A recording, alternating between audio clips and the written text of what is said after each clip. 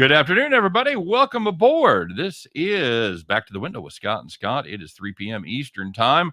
Welcome to the show. I am Scott Steen, lead handicapper at WHINERS.com. And I'm your co-host, Scott Rochelle, senior handicapper over at WHINERS.com. We get together, do this every day, Monday through Friday, 3 p.m. Eastern, 2 p.m. Central, heading you guys, helping everybody out there, ourselves included, to head back to the window and cash those winning tickets. So, Scott, how did your I didn't talk to you much this weekend. We usually text pretty frequently. And, a lot of Father's Day stuff going on and other plans. So I didn't get a chance to catch up. How'd your weekend go? Well, NASCAR is usually the medium that we bare minimum wise, communicate through. But unfortunately, we didn't have that. So overall, it was okay. Betting wise, it was pretty, I'd say, average. I can't say it was amazing by any means, but it would have been really good if Zalatoris came through for me on Sunday, and he did not. So, yeah, I missed out on a playoff by a couple of inches. Yeah. And I made it back this morning betting on some tennis, but still, that would have been a nice hit if I ended up winning the Zalatoris bet. Okay. Very good. Very good. What'd you do for your dad for Father's Day? I hung out with him, went to his place. I'm still here, as you can tell by the background. Oh, yeah, that's right. He puts you out. He makes you sleep in the shed. You're up in the shed. Well, we went out to dinner, so just hung out. And I can't say it was anything crazy. We didn't go to some insane sporting event or some concert or whatever, but we went to no strip club. It's a strip club? But we went to a nice dinner and hung out. So did you pick up the tab, Mr. $5,000 winner? Well, I feel like you kind of have to, don't you? Yeah, you do. Yeah, you absolutely do. So all right, very good. Luckily for me, the tab was not $5,000, so a couple of that, I got some of that I got to keep for profits. Where'd you go at Applebee's? No, we went to this sushi place. Okay, all right, very good, very good. All right, guys, it's good to be here. We want to remind you, of course, take a minute if you would be so kind, smash that like button, and we'll check in with the guys over here. It's Nicholas Lee in the house. Said Nicholas had a great Father's Day. That's fantastic. I hope everybody had a great Father's Day, either doing something for your father or getting something done for you. Getting a little payback. My kids got me something, Scott, that I've been looking at, and they've been advertising heavy on podcasts and shit. And I wanted to do it just for posterity, but it's the thing where they send you a question a week about your past. Okay. And you like write out an answer, and then at the end of the year they put it in a book, and they have. Is that the new version of like searching up your like ancestry.com information that everybody's doing? No. It's not the new craze that's sweeping the nation. It's that new craze that's sweeping. So it used to be, like ancestry.com or like stuff like that. Then horoscopes were big for I don't know how long, and now I guess you can ask questions about yourself. 1,000 years, I don't know. Yeah, give or take, So I can't believe after various amounts of years in the 20s that they haven't heard all my stories. But so what was the question you answered? I haven't got it yet. I haven't got the first one. Okay. I haven't got the first one yet. I will keep everybody abreast of the questions because I'm intrigued. I'm anxious to do it. So Unknown Ennis says we rolling, baby. We rolling. Excellent. Super Sly says afternoon. Good afternoon to you. James Mounts checking in. What's up, James? Good to see you. Nicholas said he had the last 4 fights on the UFC, had them in a parlay, and they got me and my God, some tomahawk steaks yesterday. Oh, good. I like a good. You like a good tomahawk steak? I mean, you don't even need the word tomahawk. I just like a good steak. Best Tomahawk's a bonus, but you can fucking kill a settler with it, and then eat it for dinner. It's a beautiful thing. Yep. Man, after my own heart. I actually had a burger yesterday, Scott. I don't eat a lot of red meat, as you guys well know, but broke down. My son and I were at a Mexican place while I was with the family, and had a burger on the menu that was a bacon burger blend. Had I think pastrami, Mexican sausage, and ham on it. Couldn't pass up. That just sounds like meat with an occasional topping. It sounds like the toppings were meat. Yeah, absolutely. How'd you do UFC? You do okay? Overall, I didn't really bet it that much. It was in the middle of the afternoon. There were a couple of fights that I actually did like. I ended up not making a video on it. I would have done decently. I would have liked the Emmett Cater fight to go the distance. It did. Whether you think that Emmett actually won or not, I feel like you can make an argument either way. I don't think it was a robbery, but it was kind of a coin flip for the decision. I probably would have leaned to Cater, but it's not like it's the end of the world. And I had Giannis to win by knockout, and he won in the first round by knockout. So. Okay, very good, very good. Scott, Bruce wants to know if the Avs have smacked the shit out of the Lightning again tonight. I'm going to make a bold call. It won't be 7-0 again. That's a fair call. Well, I mean, I talked about it on the last show, and Chris and I talked about it, and they seem to have a problem getting the ball out of their getting the puck out of their own end, Scott. They can't beat the forecheck. They can't get any possessions. They can't get 16 fucking shots. How do you beat that? They had 21 in the first game, right? Give or take, yeah. And I'm trying to think if they even had any in overtime. Like, I don't think they even had a shot in overtime. I don't think so. If they did, it was a 1. They might have had a breakaway there that kind of petered out and then got one kind of weak ass shot off, if any. But is that seems to be a fundamental problem that goes beyond, cold goaltending or, somebody's hot, somebody's cold. That seems to be a team problem that transcends lines, shifts, time of game. How do you stop that, Scott? Well, I definitely think, of course, without it being said, Tampa's going to have to make quicker decisions in their zone, and to try to combat it potentially with more dump and chase. They're going to have to try to catch Colorado potentially in some, let's just say, I'd say, less than ideal defensive situations. Because the one thing Colorado does, and the reason why the forecheck is so good, the defensemen pinch a lot. So if you have aggressive defensemen who are not afraid to join the rush and not afraid to get themselves into very solid scoring chances, Tampa, if they're able to force some turnovers or just potentially find themselves a decent amount of chances to create some odd man rushes, they're going to have to capitalize. And the reason why Colorado's been so good, they're the faster team. And it's really not even been close. You can talk about how Colorado has so many lines that all have speed on them, and Tampa really only has a couple of lines that have a lot of speed to it. I think you can argue Tampa probably has, like 2 lines, maybe a line and a half with elite level speed. Right. It feels like Colorado has 3 or 4. Like even Colorado's 4th line has a ton of speed. And when it comes to adjustments Tampa can make, every line was a problem. But I'm not really sure what Pat Maroon gives you in this series. Because Maroon's kind of a grinder. He's not afraid to play a little bit dirty. Same thing with Corey Perry. They're not afraid to be instigators. But they're older and they're very slow. And if they're going to be constantly torched by the counterpart for Colorado, I think Tampa's going to have to get younger and get faster with some of these depth pieces. Well, Maroon owes him a goal after his fuck up the other night in overtime. Pretty much gave him the game right there as they scored that power play goal to win it. Do you think Maroon should be playing in the series? Because I know that he's a veteran leader and he's won the cup several times on different teams, but I'm trying to figure out the matchup. And I know Perry on the power play is known as being the screener in front, but the power play has been broken throughout the series also. Right. Do you think it's time for Tampa to, at least for this series, consider pulling the plug on the older guys and trying to inject some youth and speed into the lineup? I think you've got to get some speed in that lineup. I think you've hit it on the head. If this isn't, desperate times call for desperate measures. Well, if 2-0 ain't desperate, I don't know what is. It's you've got to obviously change something because what you're doing isn't working. That's what worries me the most, Scott, because they knew all these problems after game 1 and they fixed exactly none of them in game 2. So that worries me greatly if I'm a Tampa Bay backer here. So we talked about buying them at the apex of their value when they still had a legitimate chance to win the series before the last game. Of course, losing it now, there's this price is skyrocketed. You're catching plus 455. Any interest at all on backing a Tampa Bay comeback to win 4 out of the last 5 games? Personally, no. Okay. I can admit when I was wrong. I think that Tampa's still a very solid team. I'm not going to say that it's automatically done. Like Colorado should be minus 2,000. I'm not saying that. But I don't think Tampa's winning both home games. And it's been a weird NHL playoffs where the home ice advantage has actually mattered a lot in some of these series, which you're really not used to in hockey. But Tampa's been very good in Tampa. I just can't look past the fact that Tampa can't even get many shots on net. And Vasilevsky was awful in game 2.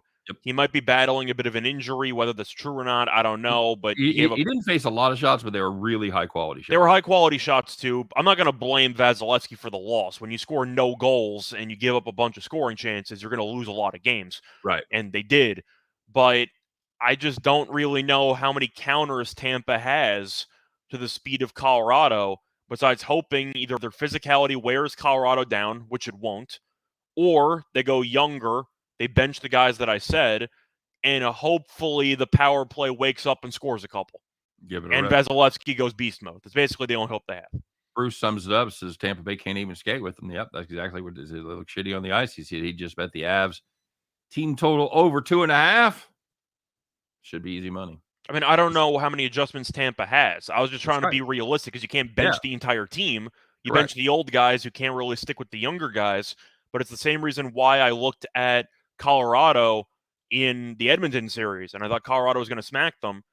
I just looked at the talent on both teams and said one team's a lot better. And unfortunately, I thought for myself that Tampa would be able to compete with Colorado and potentially just wear them down with their experience and their depth over the course of 7 games.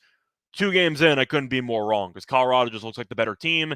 It looks like the Edmonton series all over again. I've not independently verified this stat, but if this is true, this is big if true, Scott. Avs had more goals than Tampa Bay had shots on net. That is not true, but it felt that way. Right. Because I know there's a difference between shots on net and shot on goal. So, well, no, you mean shot attempts. Shot on net and shots on goal. Well, I mean, that doesn't include the actual saves or whatever, but I thought shots on net were actually like better shots. Isn't that No. true? It's not true? Okay. Shots on goal and shots on net are the same thing. Okay. Well, yeah, then they so that could have been a bit of hyperbole there. Yeah, he's being facetious, but Okay. it felt that way. They had 16 shots. So they didn't miss it by much. A gap of 9 is not what you want. But that's also one of those games where if you are John Cooper and you're the coach of Tampa, what do you do about game 2? Do you just toss the entire film in the garbage because you failed at everything? I don't think you can. I'm saying I don't know what type of pointers you can learn from game 2 when you got torched in every single aspect of the game. Okay. Yeah, I agree. I don't know. Burn it and pretend it didn't happen. Like I don't know. You've got problems you've got to fix, though. You've got to see those problems on film to correct them. Now, normally, I would say that, but they've got shit they got to fix. I'm assuming though that they tried to fix it after game 1, as you said before, and whatever counters they made completely backfired. So I would probably just torch the film and hope that your team responds at home. Bruce said he meant in the first period. I believe that in the first period, absolutely. As that sounds right. I think Tampa only had 2 shots on net in the first period. Yep. That's because they started off going a man down, and it never got better. Yeah. Okay. So you who do you like in this one? It's a must-win game, obviously, for Tampa. So people are going to automatically jump on this buy low spot on the Lightning. Mm-hmm. I'm not doing it. At the end of the day, I just think that Colorado is the better team, and I might counter somewhere in the middle. I might take a Vasilevsky saves prop. Okay. Because I think they're correlated. I don't think Tampa's suddenly going to hold Colorado to 25 shots on net, but I think if Tampa's going to win, Vasilevsky probably stands on his head. Okay. So if I was going to make a case for Tampa, I would rather take the saves prop over Tampa money line. Okay. Because I think either way, Vasilevsky's going to have a great game. Agreed. Total 6. Are we due for an under? Are we due for somebody to stop some goals? And well, you can make an argument for an under, but Tampa didn't score last game and it still went over. So I'm going to go with the over because I think it might be correlated because Tampa defensively is going to have to buckle down if they want to make a game of it, but they also can't score 0 goals. So if you're looking at a situation where it's a 3-2 game or a 4-2 game late, they're going to keep pulling the goalie.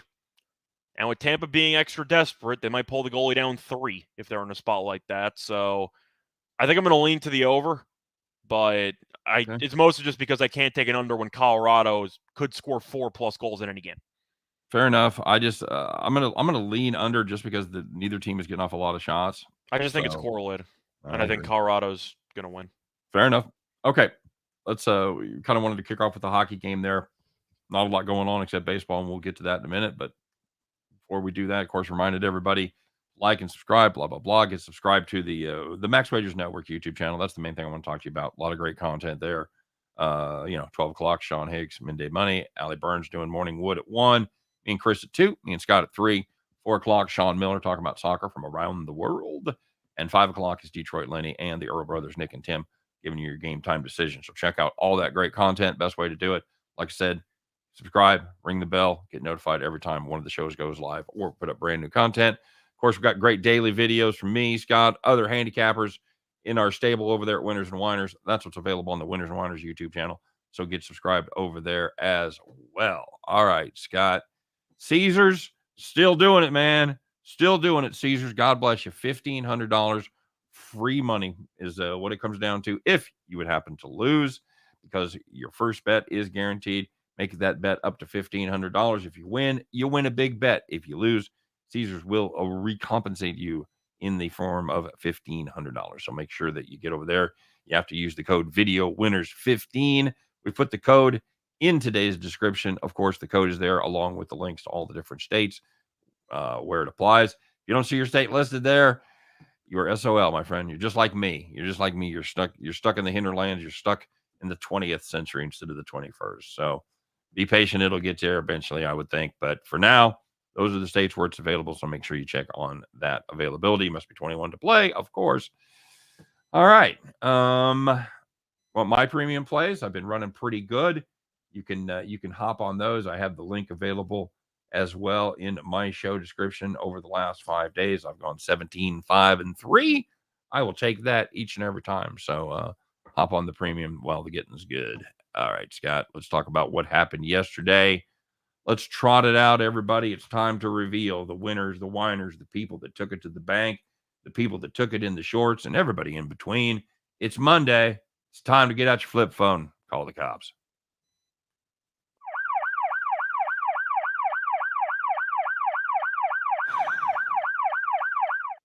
Scott, head bobbing along to the dulcet tones of the local gendarme. So let's get rocking and rolling here in the major league, Scott. If you had the Padres, Rockies, first 5 under 6.5. 6.5 for the first 5. The fuck does that not cash? Well, first of all, you're at 35,000 feet up there in Denver. So the ball, it travels quite a bit. Only had 2 runs through the first 4 innings. Holy crap, I'm a genius. Nope. Colorado, can I interest you in a 5 spot at the bottom of the 5th? That makes 6-1 if you're scoring at home. And Colorado was scoring at home because they put up 5 runs in the bottom of the 5th to beat your under 6.5. Call the cops. And if you had the St. Louis Cardinals team total under 3.5 against the Red Sox, you had 1 run through the first 8 innings, 3 runs in the top of the 9th. They still lost the game, but they ended up losing 5-4. And if you had under 3.5 for a team total, then you can rip it up. Okay. All right. And finally, White Sox, Astros, first 5 under 4. Only 2 runs through the first 5 innings. 4 innings. Seems to be a trend in today's show, Scott, for first 4 innings. Sorry. Once again, you saw it before. They didn't put up 5, but they did put up 3, and that was enough. 3 runs in the 5th, 4-1 after 5. Tear up your under 4. It's no good. First 5s, there's a lot of value in, but you're going to witness a couple of bad beats because both teams, of course, are guaranteed to bat in the 5th. And they can't, and they don't have to stop after 1 run. Yep. That home team can just keep scoring their ass off. That's when I really miss the pitcher hitting in the National League, because you were guaranteed the pitcher to come through at least once, sometimes twice. Oh no, but when things go badly, they're walking the pitcher on like 5 pitches. No, that's true. It's going to be a 3-2 count. He might foul one off, and he's going to miss by an inch. When it's really just going poorly for you, and you can tell, the pitcher gets on base a lot more than you think. Yeah, doesn't it? Or at least it feels that way. Oh, absolutely, absolutely. And the guy and the leadoff men did always just beat you. That's a good question, by the way. Do you miss watching the pitcher bat in the National League in general? Yes. At no point have I missed it at all. I miss it as a handicapping tool. I'm saying just ignoring overall betting for a second. No. As a fan, do you miss seeing the pitcher basically get on base 1 out of every 20 at bats? No, that's just having an absolute black hole in your lineup is not entertaining. I'm sorry. I mean, the Yankees already have that with Joey Gallo, so I'm used to having that experience. Thank you very much. I'll be here all week. But, yeah, I don't exactly miss the pitcher batting. So. Okay. All right. Fair enough. Hey, there was some good news out there, and hopefully all you fathers and everybody else were on the right side of some games. You had some nice, easy winners. You spent Father's Day where you should be spending Father's Day, Scott. Kicked back in the recliner because you're in the rocking chair, baby. So the first one in basketball wasn't Game 7, though, in the WNBA. If you had the Lynx and Aces over 172, each quarter had at least 44 points, and the game landed 191. Aces overs, not a bad play right now, Scott. Team totals as well. They tend to walk into 90 pretty regularly. Very good. If you had the Blue Jays Yankees over 9, they didn't do this much in the first 2, but they saved them up for Game 3 as they had 9 runs in the first 5 innings. All we need is one more, Rodney. You got it. This game landed 19. A nice, easy 10-9 victory for the Toronto Blue Jays. And for this one, if you are a savage and took the Nationals on the money line, where's Rye? At plus 145 against the Phillies, you waited about a week and a half to cash a Nationals money line ticket, but they got there, and it's pretty easy. Led 4-0 after 2 innings, and they won 9-3. So if you made that bet 10 days in a row, let's see, you're down 900, up 145. That's a nice tidy loss of 755. But if you bet them one more time and they win, it's called a winning streak. It has happened before. Oh, the Royals have not won 4 games in a row this season. They killed me yesterday. Were you shocked, by the way, that I took a Royals team total over? Yes, I am. It was such a good spot. Koenig, I'm assuming you were still following the Royal stuff as a fan. I am. I didn't follow much yesterday doing all the Father's Day stuff. I think Koenig had 2 starts, an ERA of like 11.5, whip of 2+, the wind's blowing out, team total's 3.5. Yeah, what could go wrong? 0 for 9 with runners in scoring position. That's what went wrong. But, I took a shot with your bad team. They kicked my ass. Every now and then you'll cash money betting on a bad team. Yep. I tried it yesterday. Sure. Yeah. The Royals are officially on my dead to me list. I tried. I really did try. That had to be a short trip. Against Oakland? I know. I tried. It didn't work out. But they'd won the first 2 games. They put up some runs. No, I get it. I figured bad pitcher, maybe they could find a way to get some guys on base and score. I got the first part right. They had a bunch of guys on base. They just couldn't score any of them. Yeah, you're half right. They did get the guys on base. Well done. Just can't complete the process, Scott. I think they stranded the bases loaded in 3 separate innings. And I'm like, what? You can't even give me a sac fly. You can't give me anything. No. Yeah, I had a game that they pissed away the lead. They had a 6-2 lead, came up, and was it the Braves where they tied it 6-6. They get the bases loaded, 1 out, and score 1 run in the 9th. Can't cover the run line for me. So yeah, thanks for nothing. So Scott, we talked about this a little bit. In fact, we talked about it a lot, but we're going to find out. We're going to make it official and maybe explore what went wrong just a little bit more. Watched the game 2. Not mad, but man, I am disappointed. I mean, we kind of talked about it already, but we have to go back a little bit because it's right there on the script, so we have to talk about it again. Yeah, it's basically just losing by 7 goals in the playoffs. Do you have any kind of interesting Elias Bureau stats about when the last time that happened, or biggest playoff finals margins and shit like that? You got anything to wow us with? Well, you said the playoffs, just for more clarity, the finals. It's even worse at 7-0. But yeah, apparently it's the biggest NHL Stanley Cup Finals game loss since the Penguins against the North Stars, which I think was 91. Oof. So it's been about 21 years since you had that big of a loss. But at the end of the day, you lose by 7 goals in a game. You lose game 1 in overtime. Okay, you tried. It didn't go your way. You had a shot there, didn't work out. You respond by losing by 7. And we know the Lightning before that we're what, 18-1 off a loss? Mm-hmm. Mm-hmm. It's 18-2. Yeah. So We have been able to kill that streak by talking about it extensively. First, we killed it against the Rangers as it was at 0, and then it was at 1 as they lost and then won a couple more in that spot. But I think we've almost officially killed it now, Scott. I don't know if we officially killed it because I mentioned it a couple of times during the Toronto series, and it worked every time in the Toronto series. So we did have a little bit of, I'd say, room there. But if you want to look at anything else, I know Bronco's saying I was disappointed in the Longhorns. Does he just have that copied and pasted ready to go? I was going to say, we had this conversation about the Longhorns for the last couple of weeks. I was shocked they came back and beat East Carolina. Took a miraculous comeback in Game 2 to even get to this point. Yep. I was actually going to put them as the original disappointed, but I just couldn't let a 7-goal loss slide. Yeah. I just couldn't do it. But agreed. I'd say the Longhorns were the runner-ups in this situation. Yes, I know. Texas letting down their fans in a collegiate activity is certainly an unusual position for them to be in. Well, they were preseason number 1. We talked about how they were overrated all season long. I understand the Longhorn fans had bigger goals. Can you still really be disappointed when your team probably shouldn't have made it to Omaha in the first place? It took a miraculous comeback to even make it there in the first place. Yes, Bronco Devil literally wrote that.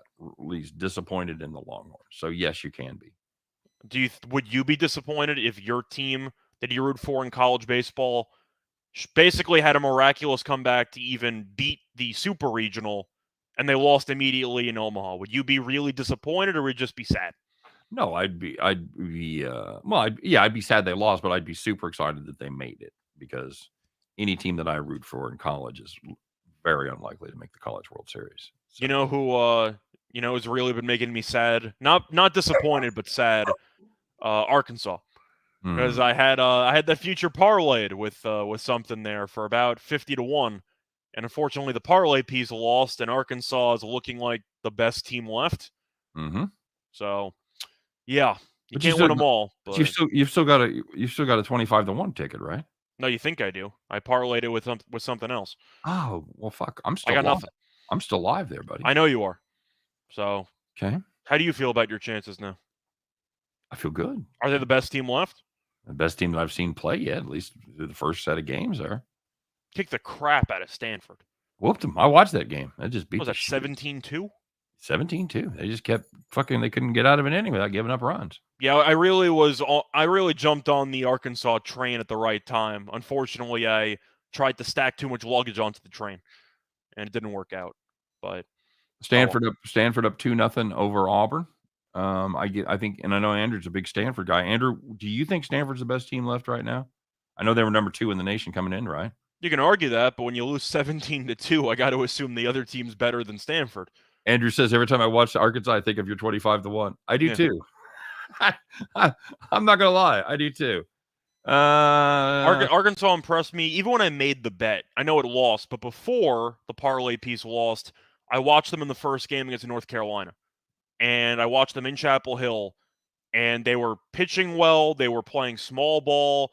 The thing about Arkansas that I like, I'm pretty sure they scored 17 runs and only hit 2 home runs. I think. Like, they don't rely that heavily on the long ball. No, they're just really good at keeping the line moving. Yep. And that's just an invaluable asset at this stage in college baseball. Found a lot of gaps. Arkansas or Oklahoma. I got to tell you, I do know a little bit about this Arkansas team, and you always think of Arkansas in football or whatever, the 40 minutes of hell in basketball. But the thing that the people in Little Rock or in Fayetteville really worship is fucking baseball. Yeah. This is a team that expects to be in the College World Series every year.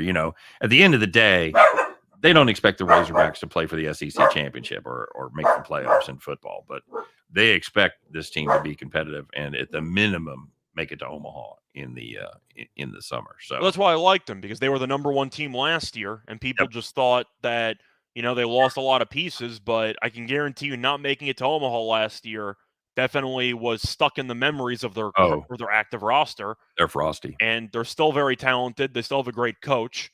And I'm not exactly surprised that Arkansas is still playing while some other people went home.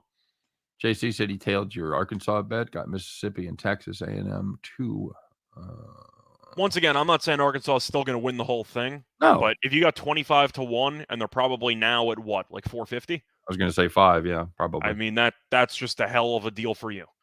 A little closing line value. We'll see if I have to throw it in the trash or not. But I was just going to see if I see anything for.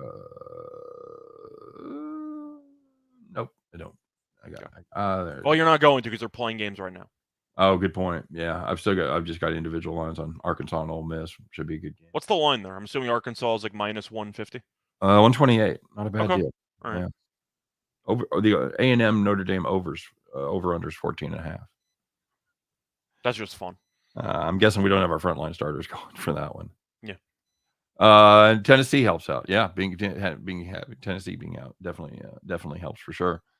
Broncos says he got Scheffler at 550. That one. I had Zalatoris, so welcome to the club. Arkansas. It was even more annoying because I live bet Zalatoris, and immediately after I live bet him, Zalatoris made a birdie putt, and Fitzpatrick bogeyed. Yeah. So I randomly went up 2 shots right after I made the bet, and then he just couldn't hit a fairway for the next 3 holes. Nope. It was brutal. Put some, as my dad used to say, put some smiles on those balls. Yeah, and Fitzpatrick hit that birdie putt from what, like 50 feet? Nailed it. And that got him back into it. Then somehow Fitzpatrick hits the gallery of people and ends up with a better lie than Zalatoris. So whatever. JC said he also had Scheffler 1400. That stings. That absolutely stings for sure. So Scott, we talked about hockey. We got baseball tonight. We are going to have a play, of course. Not surprisingly, it is going to be from the world of baseball for the farm today, but not a ton of games. What do you see out there that you like, buddy? Well, you got a rematch of Cole versus McClanahan because they ended up playing last week. Right. Yankees had an Aaron Boone sighting yesterday because he completely punted the game for the Yankees. They were up 8-3, and they were going for their first sweep in the Rogers Center since 2003. Doesn't that sound a bit crazy? 2003 is the last time the Yankees swept Toronto in the Rogers. 20 years. That's amazing. But they were up 8-3, and then for some reason, Severino's at 90-something pitches. Boone brings it back out for the 6th, gives up 2 base runners. Then they bring in Castro to pitch, and Castro sucks. He gives up the grand slam. And, the whole game fell apart after that. But do you think that's a loss that snowballs? Or do you think the Yankees are just so talented and Tampa's so injured right now that Cole versus McClanahan, it's going to be a good pitching matchup, but the Yankees have too much firepower. They should break it away at some point. Yeah, I think if they would have lost the first 2 games of that series, or they're on a 4 or 5 game losing streak or whatever, I think it really stings. Going for the sweep after 2 wins there in Toronto, I think they're fine. I think they recover and play their way out. Plus, Tampa's been a disaster. Tampa's lost 5 of 6. Mm-hmm. I mean, you lose a series to Baltimore. All the games were 1 run. But you're against Baltimore's pitching staff, and you score 1 run in 2 games combined. I know they won the game; they scored 7, but the other 2 games you scored 1 run combined. The offense is not exactly clicking right now. Last 6 games, they scored 12 runs, and as you alluded to, they scored 7 of those in 1 game. Yeah. So that's I'm no math major, but I'm pretty sure that's a run a game in the other 5. So that ain't good. Yeah, Bronco. By the way, I do hate Aaron Boone, so that's another coach to add. But I've publicly hated him for years. So he's been on the list. He's been there for a long time. Yeah, he hated Aaron Boone before all the cool kids were doing it. I can vouch for that. So, and I don't think I've been wrong in that case. It's really watching the Yankees this season is like being a Dodgers fan, and even though you're like 40 games over every single season, you know Dave Roberts is a moron, and you just have to wait for it to happen. You know. You have to just wait for him to bring in Jansen. Yeah, even in the year that they won with the shortened season, Jansen blew game 4? Game 4, against Tampa? Yep. And they brought Jansen in, and he blew the game. So even when they win the World Series, Roberts is still being stupid. And even when the Yankees are the best record in the league, I still think Boone's an idiot. Very good. So Bruce wants to know if we can break down a little Cardinals, Milwaukee Brewers. 2 great pitching matchups tonight, Scott. This is the other one as Miles Mikolas goes against Corbin Burns. Excellent. Both of them have whips sub 1, ERAs in the 2.6 range. Should be a pretty good pitching matchup here. Both of these teams sit exactly 38 and 30, Scott. Tied. Does it concern you at all that Mikolas only has one arm since the other one fell off during his no-hitter bid? They rode him pretty hard there. 129, right? I think he's going to get shelled tonight. It's not anything against Mikolas. I think that he's a solid pitcher. I like that he came back from injury last year, and he's been very good. But especially in today's baseball, if you throw 129 pitches in your last start, I'm assuming you're going to struggle. I would not be surprised if Milwaukee got to him early and often. I like the Brewers' first 5. Okay. Burns, of course, is still a very solid pitcher, but after 129 pitches, I mean, usually, as you remember from last year and the last couple of years, I always fade the pitcher off a no-hitter, and they usually struggle. And it's whether because of the fact they're overpriced or because of the fact that they throw so many pitches, their arm just feels like Jell-O for the next week and a half. 129. I got to go with the Brewers here. I have serious question marks about Mikolas's arm after throwing 129. Okay. And the start before that, by the way, he went 8 innings. So he's pitched 16 2/3 in his last 2 starts with 129 pitches attached to the last outing. Give me the Brewers. Okay. Yeah, at the end of the day, Burns isn't quite having the dominating year that he was last year when he won the Cy Young. But you look at his starts; he's made 12 starts. He's given up more than 2 runs just 3 times, and one of those was 3 on opening day. He's been very good. It's hard to fade Burns, especially with Mikolas like that. As far as the price goes, what are we catching the card at here? We're catching 165.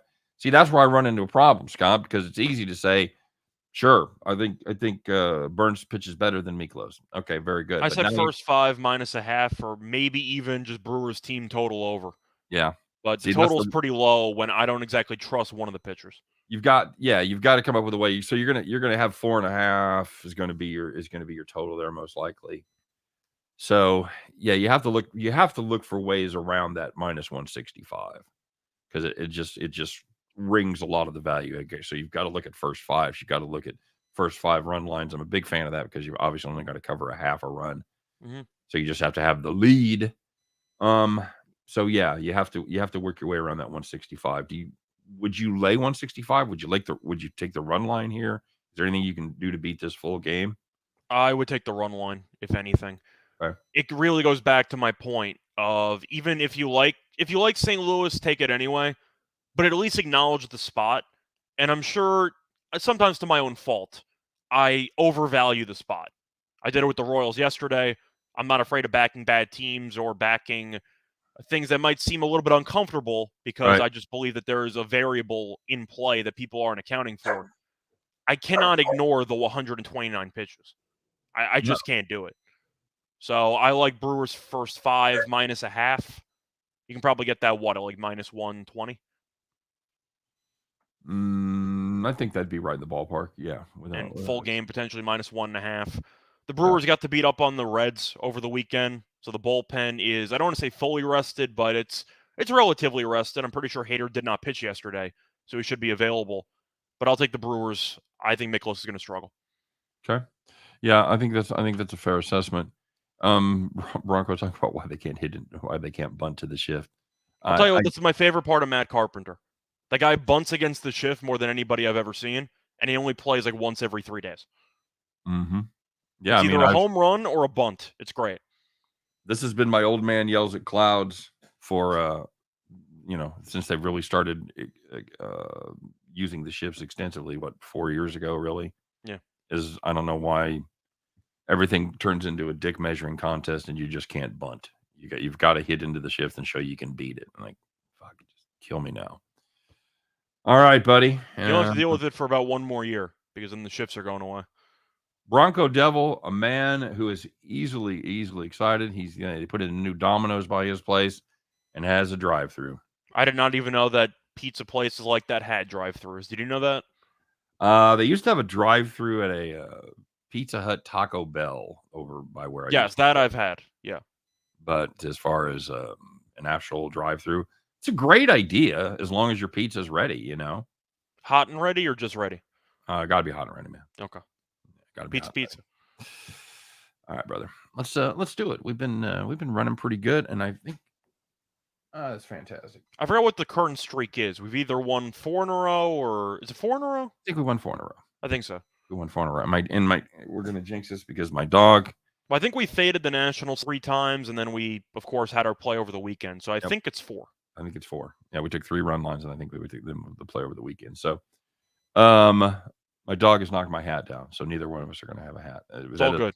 That doesn't break the streak. I don't know what I have had hair. Does that count? It's not. So, Little Caesar also has a drive-through, says Chris Lyons. What a fucking world we live in, buddy. What a world we live in. If you have Little Caesars while betting on Caesars, the world might explode. So just be careful, you know. All right. Yeah, very true. Very true. All right, my friend. Let's get to it. We're going to just cut right to the meat of the issue. It is time once again, everybody. You know it, you love it. Get your overalls on, put those straw hats on your head. Hopefully you remembered yours. I remembered mine. It was sitting out, and then my dog helped me out. Now it's on the floor, and it's unattainable. It's unobtainium. So just gonna have to picture us on ours. Hey, you're on my list. You're dead to me. It is time once again. Climb aboard your John Deere, fire that bad boy up, and ladies and gentlemen, get ready to bet the farm.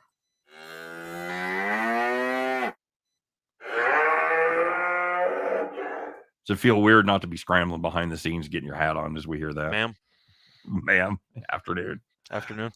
All righty, Scott. Well, as you mentioned, we did have a bet the farm play on Friday. What was that play, and how did it do? We had the Giants and the Pirates under 8, and the game ended 2-0. Nice, easy, rocking chair farm win. Cue the banjos.